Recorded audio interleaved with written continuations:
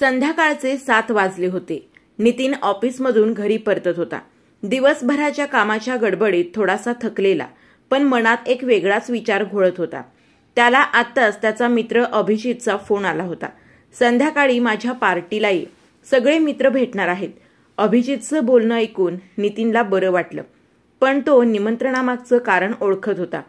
अभिजितला त्याच्या कंपनीसाठी एक प्रोजेक्ट मिळवायचा होता आणि नितीन त्यासाठी मदत करू शकत होता। तो विचार करत होता की अभिजित सारखी माणसं फक्त कामापुरती किंमत करतात आणि जिथं खरंच माणुसकी आहे तिथं कधीच कोणी विचारत नाही। घरी पोचल्यावर त्याने सहजच आईला विचारलं, आई, जेव्हा आपल्याला किंमत देणारी माणसं सोडून बाकीच्यांसाठी आपण झिजत राहतो तेव्हा काय चुकतं?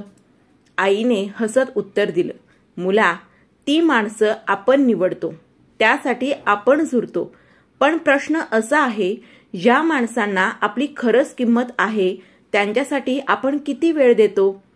आईचं बोलणं त्याच्या मनात ठसत होतं। त्याने मागचे काही दिवस आठवले। तो आईसाठी वेळ काढत नव्हता, छोट्या गोष्टीत लहान भावाला मदत करत नव्हता। उलट तो मित्र, सहकारी आणि बाहेरच्या लोकांच्या अपेक्षांमध्ये स्वतःला झिजवत होता। दुसऱ्या दिवशी नितीन ठरवल्याप्रमाणे घरीच राहिला। त्याने आईसोबत घरातल्या काही जुन्या आठवणींच्या फोटोंचा एक अल्बम काढला। ते फोटोज पाहताना आईच्या डोळ्यात आनंद तरळला। भावालाही त्याने अभ्यासात मदत केली आणि मित्रांसोबत केलेल्या निरुपयोगी चर्चा बंद केल्या। हळूहळू त्याला समजलं की किंमत करणारी माणसं आपल्या अगदी जवळ असतात, फक्त आपणच त्यांना ओळखत नाही। अभिजितने पुन्हा फोन केला, पण यावेळी नितीनने स्पष्टपणे सांगितलं, मी तुला मदत करीन, पण मी तुला नक्कीच कामापुरता मित्र होऊ देणार नाही। अभिजितने काहीसं गोंधळलेलं हसत फोन ठेवला। या सगळ्यातून नितीनने एक गोष्ट शिकली, जी माणसं आपल्याला किंमत देत नाहीत त्यांच्यासाठी झुरणं हा फक्त वेळ आणि भावनांचा अपव्यय आहे। खरं समाधान तेव्हा मिळतं जेव्हा आपण आपल्या जवळच्या माणसांसोबत त्यांना महत्त्व देत त्यांच्यासोबत आयुष्य जगतो।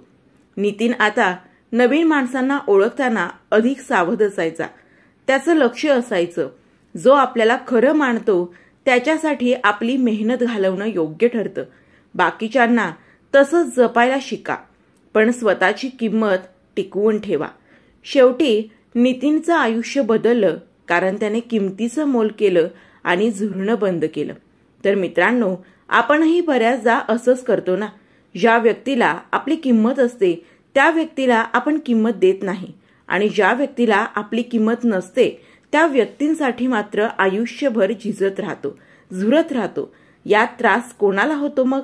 नक्की विचार करा आणि वेळीच किमतीची माणसं ओळखून त्यांच्याशी प्रेमाने वागा, बोला। जीवन खूप सुंदर आहे।